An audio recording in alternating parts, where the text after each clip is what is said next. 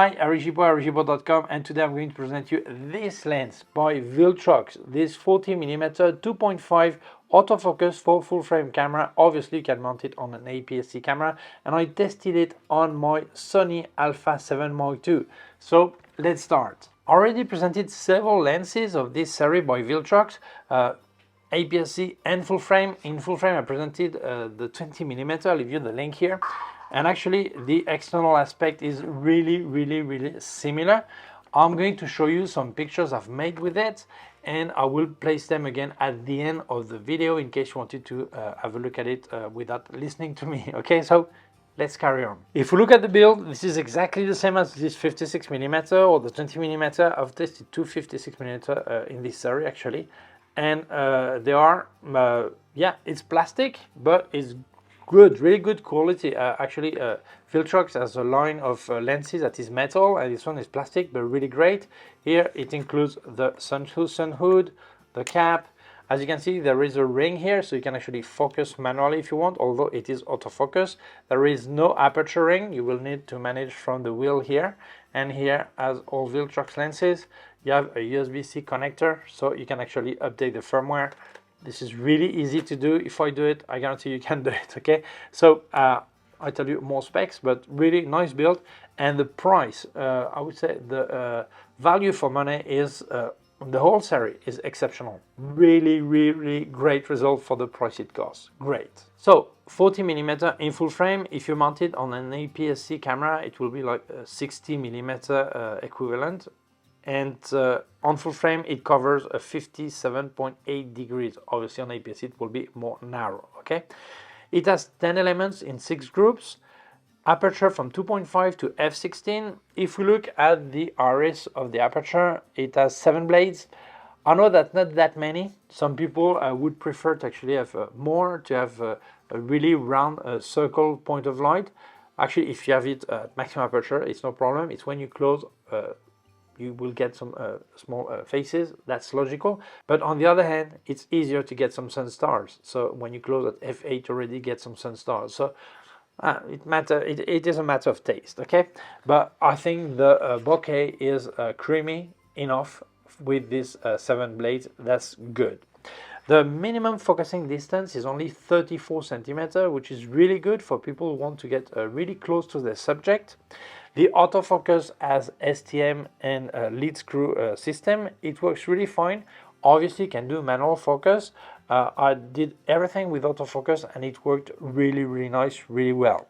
The size is really compact, 65mm diameter without a sun hood, and 54.3mm long without sun hood. Okay, and the weight is only 167 grams, which is ideal for transporting this lens for excursion or traveling. Or this is great.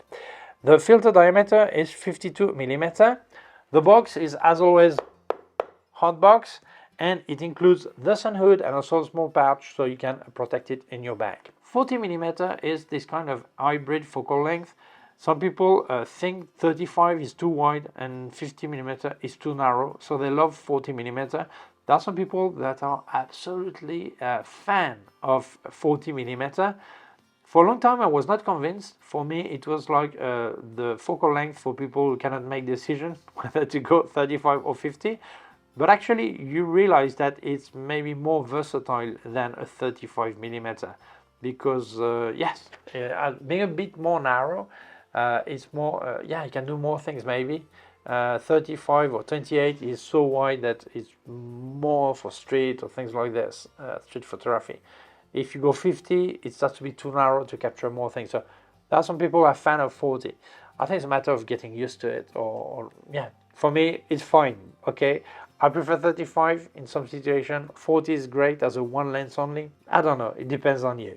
But now we're going to speak about the optical quality. That is an important matter when you pick a lens. So let's check the charts. And as I say always, chart results are just the most difficult part. But it doesn't mean that if you don't get the best result, you will not have a lens you can use in real situation, okay? But in this case, this series is stunning on both. I mean, the results on the chart are really good, and when you use it in real life are really good too. So we check the chart and then we come back with more information and more example, okay? So let's start at 2.5. I noticed a bit of distortion, slight bit of distortion. Then I see a bit of vignetting. Let's check the center. Wow, the center is already really good for 2.5. Border really similar to center. Corner bit less, but very close to the border. Really not bad. 2.8, which is only a third of a stop difference. First, I noticed that the vignetting is gone at 2.8, almost gone, I would say. Center, really good. Maybe a bit of chromatic aberration, okay, slight bit. Border, really good. Corner, not as good, but still really good, okay. If we look at f4, center is really good. Corners, really good. Border, yeah, it's really good. 5.6. Center, I do see some chromatic aberrations, slight bit. Really good. Center is really good. Border is also really good. Corner is also really good. F8. Wow, center is, yeah, really good. Yeah, I do see a bit of chromatic aberration. Okay.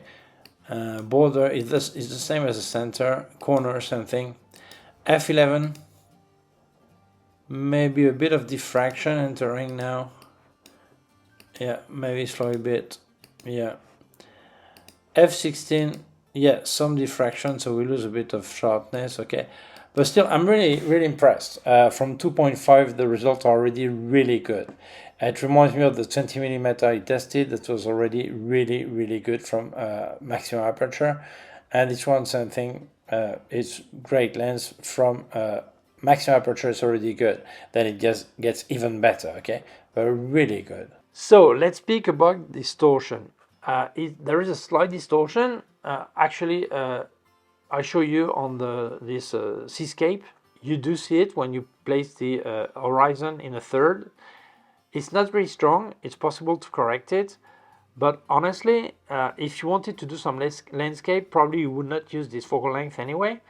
And if you see the result with any other pictures, when you don't have a clear horizon, something that really marks a straight line, you will not notice anything. So it's fine for me.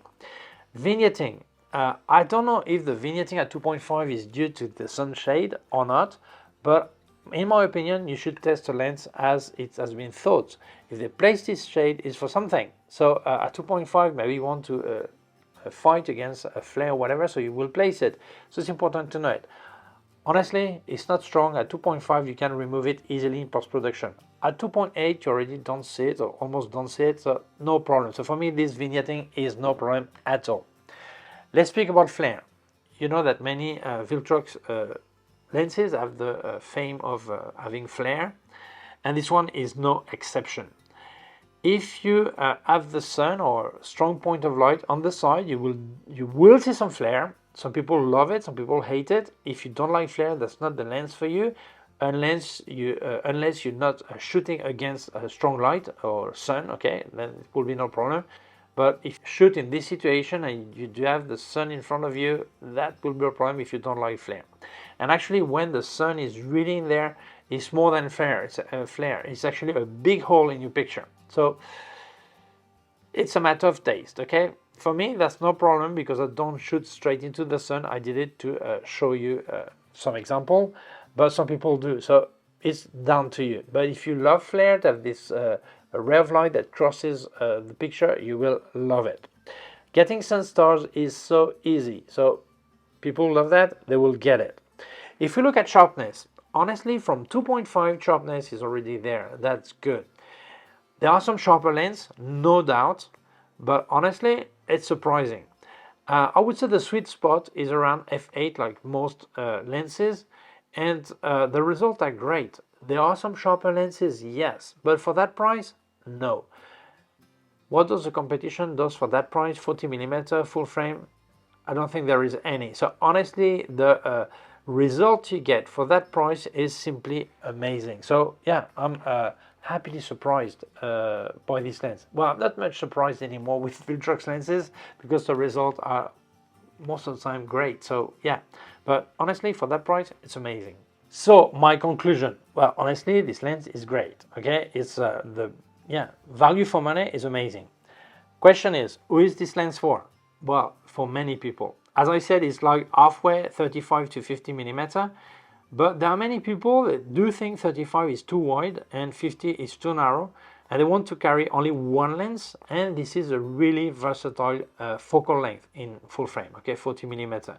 So yes, it's really interesting.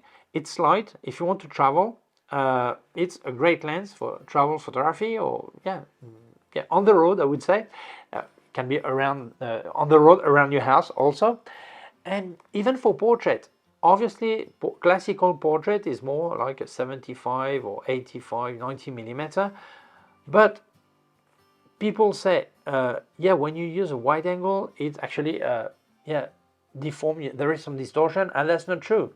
What makes distortion is actually that you are really close to your subject. So if you step back and make a full body portrait, that will be fine. But also sometimes you do want to have this kind of distortion because it reminds you of the real situation. If you speak to me a meter away, what your brain remember is to see my face maybe bigger than my shoulders, and that's what your mind reminds. Okay, so when you make that kind of picture, they look more aggressive, but they have more character, I would say. So many people like to do that kind of picture. So this lens is also for them. So for me, no doubt, the value for money is exceptional, and this lens is completely recommendable. So if you're interested, I'll leave you a link in the description where you can buy it. So thank you, Viltrox, for sending me the lens. Thank you to you for watching the video. If you feel it may interest other people, please share it on social networks. If you have not done it yet, please subscribe to our YouTube channel. The small button down here, also a small bell. If you click on the bell, you will get notified when I upload a new video. My website, gibaud.com. If you have any question, can leave a comment below. Also leave you links of my gear on Amazon, links of everything I reviewed by K&F Concept, Sandmarc, Flashes by Westcott, more affiliated links, and also a link to my PayPal account in case you wanted to make a donation. Thank you very much. Please take care of yourself and see you soon. Bye.